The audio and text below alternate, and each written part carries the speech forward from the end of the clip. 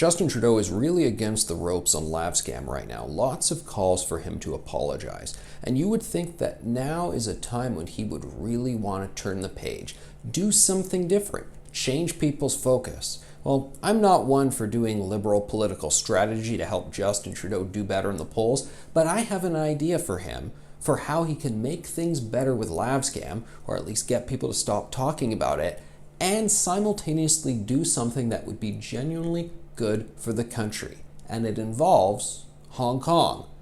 I'll explain. Right now, China is very distracted. They're dealing with the troubling Hong Kong issue where they're not sure what's going on with Hong Kong. They want to, of course, make Hong Kong and Taiwan and other countries become more like them, but Hong Kong will have none of it.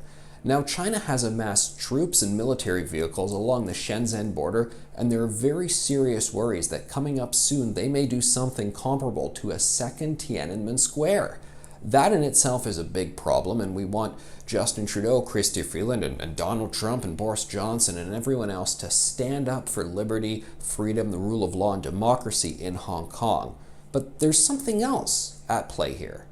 That China is pretty vulnerable right now, a very powerful country, an authoritarian regime.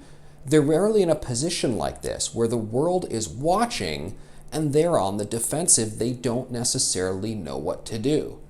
Now is the perfect, ideal time for Justin Trudeau to finally get tough on China. Now would be the best time to ban Huawei from our 5G grid. It would be the best time to file those World Trade Organization complaints against China and do a myriad of the other things that the various experts and academics and former diplomats have been calling on Trudeau to do. Now, I obviously don't want LavScam to be distracted, and I've written and broadcast and spoken already about how this is a major problem and we need more action on this. But if you're going to play these political games, you would think now would be a time to do it. I mean, even if there was no LavScam, I would say now is the time to strike against China.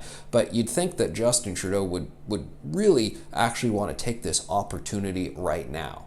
Do the right thing on the China file, on the Hong Kong file. Stand up, make some statements in defense of Hong Kong, do things like ban Huawei to tell China that they are not going to push us to become more like them.